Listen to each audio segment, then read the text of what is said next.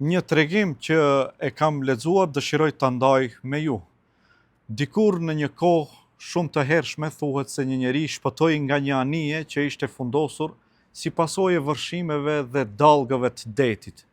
Disi ja doli të shpëtoi dhe përfundoi në një ishull të izoluar, shumë pak të vizituar nga njerëzit.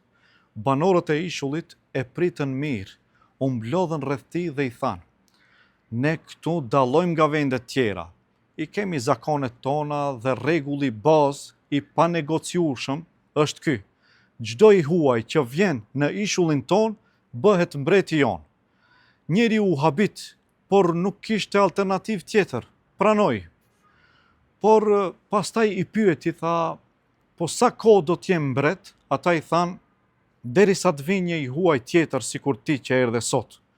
Atëherë ai bëhet mbret ndërsa ty të dërgojmë në një ishull tjetër atje më larg që është." Ky u habit dhe tha: "Çfarë ishulli?" Ata i treguan një ishull që ishte pak më larg. Ishte një vend i shkret, i boshatisur, i pabanueshëm, nuk kishte ujë, nuk kishte pemë, nuk kishte asgjë. Njeriu e kuptoi se një ditë do ta humbte mbretërinë, pushtetin dhe do të përfundonte atje. Prandaj mendoi pak për një çast dhe u tha: "Mirë, unë do të jem mbreti juaj, por kam një kusht.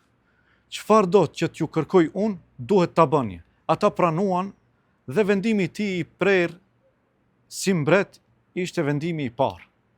"Shkoni," tha, "në atë ishullin e shkret, hapni bunare, mbillni pemë, ndërtoni shtëpi dhe përgatitni për banim."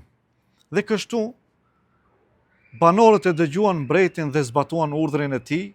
Ai vazhdoi të jetonte si mbret, por ndërkohë po ndërtonte vendin ku do të jetonte pasi t'i humbte mbretërinë. Kaluan vite e vite dhe një ditë erdhi një i huaj tjetër. Erdhi koha që ky mbret të largohej, por për dallim prej atij që do të ishte para tij, ai nuk u friksua fare, sepse kur mbriti në ishullin ku po e dërgonin, nuk gjeti më shkretëtir, gjeti ujë, pemë, shtëpi dhe jetë, sepse ai kishte menduar më herët për vendin ku do të shkonte. Porosia e këtij tregimi të nderuar vëllezër dhe motra është shumë interesante dhe shumë e madhe. Kjo dynja që po e jetojmë ne është si ajo mbretëria. Ne jetojmë në të, punojmë, ndërtojmë, fitojmë, krijojmë familje, kënaqemi me të mirat që Allahu na i ka dhënë, por një ditë do të largohemi prej saj. Dhe këtu duhet me u ndal pak dhe me pyet vetveten tonë: çfarë kemi ndërtuar për vendin ku do të shkojmë? Sepse problemi nuk është që ta duash dynjan. Problemi është kur dynjaja bëhet qëllimi yt.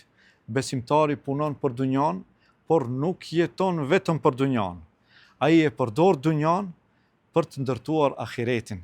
Dhe pejgamberi i Zotit Muhamedi sallallahu alaihi wasallam në një hadith ka thënë: "Men kanat al-akhiratu hammuhu, ja'ala Allahu ghina'ahu fi qalbihi."